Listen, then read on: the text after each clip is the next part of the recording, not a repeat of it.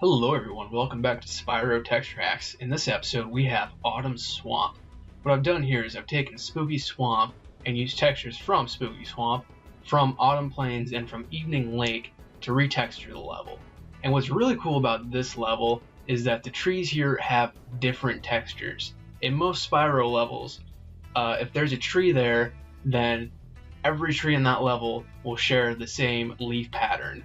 But here, although the leaf patterns are sometimes similar, sometimes they're different, they all have their own textures, which I was able to take those different textures and give the trees different colored leaves. That's how we got red leaves, brown leaves, green leaves, and yellow leaves. There's not really any other levels that I can think of off the top of my head where you could do something like this. So I thought that was really cool, and it's probably my favorite part about this level. I've also taken the skybox from Autumn Plains and I've used that to try to make the level look brighter.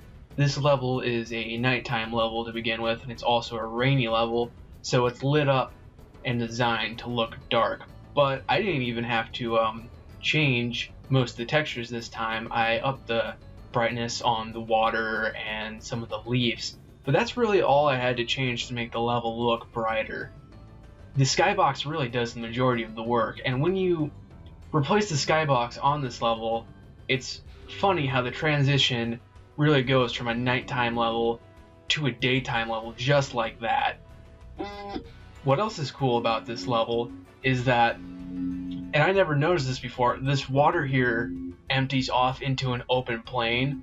In a level like Skylo's Badlands, the water has a solid base under it, just like it would in Mystic Marsh. But here, since if you jump in this water, you will be hit by the piranhas and drown if you die in it, it has no floor to it, which the original skybox would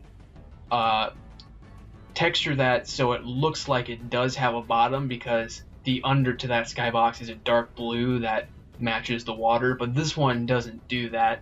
However, I think it is cool that it shows off that little fact. There wasn't really anything difficult here. This was another level that was just really easy to do. One compromise I did have to make was these yellow trees don't have a fading part like the other trees do. They have just bark into the leaf texture, whereas most of the other trees have a transition point where there's leaves and bark, and that's because the red trees share the same texture there with the yellow trees. So if I had yellow leaves transitioning there, I would have yellow leaves on the red trees too. So I ended up having to just not give those a transition, and the red trees have branches on them, but I still think it turned out fantastic. This is my favorite level I've done. And that's really it for this level, so thank you for watching, and I'll see you next time on another Spyro Texture Hacks.